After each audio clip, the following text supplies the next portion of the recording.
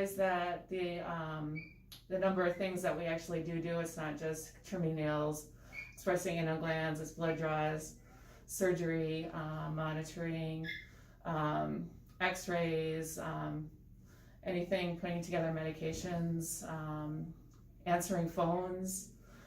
It's a lot. I think one thing people don't realize is that we really get attached to your pets and really love them too. If we're in this field long enough, we are lucky enough to see some of these guys from their first visit to their last, and it is just as hard on us as it can be on the owners. There's only so many hours in a day. There's only so much we can do in a single day.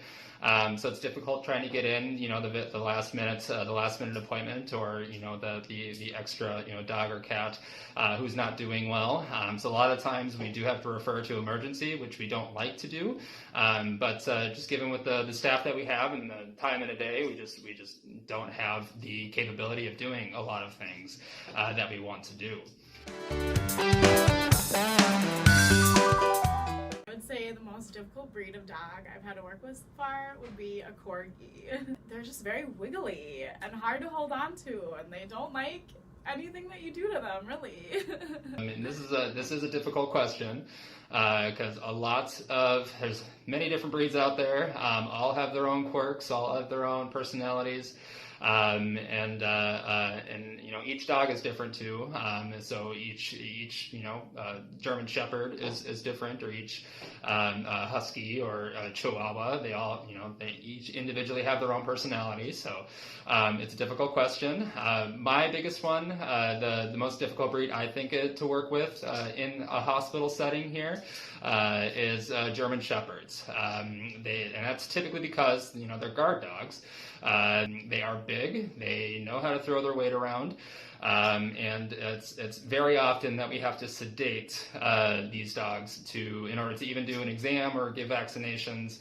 Don't get me wrong, there are plenty of really nice German Shepherds that I have met, but because we see a lot of them because of their genetic makeup in this region anyways, they tend to stray towards the naughtier side.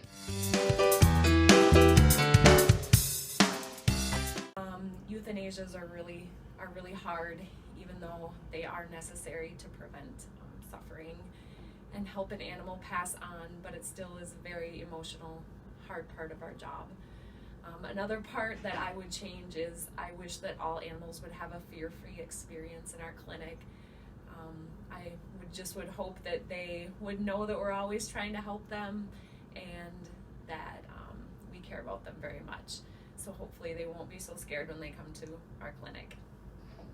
I don't have a whole lot of things that I would like to change. I mean, I love what I do, and it's a fun thing to do. It's a fun environment to work in. I get to see puppies and kitty cats all day.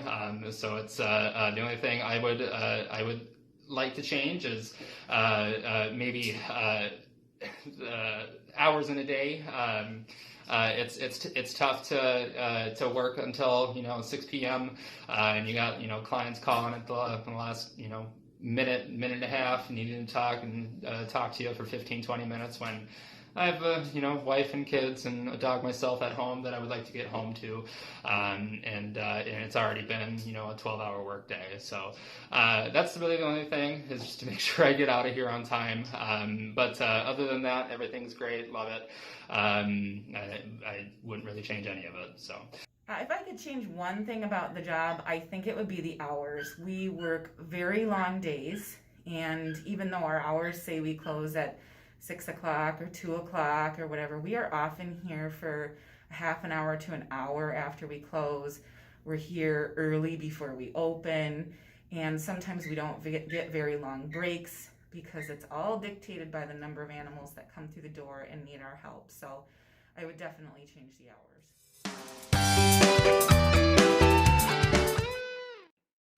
My thing is, it's not so much now, but before COVID, or when we're back to allowing people in the building, is to allow us to handle your dog or cat.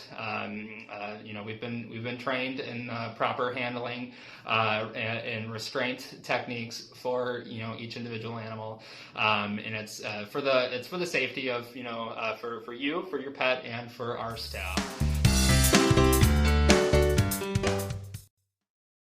It's actually not that bad. It's actually quite satisfying emptying them, and then the worst thing is the smell.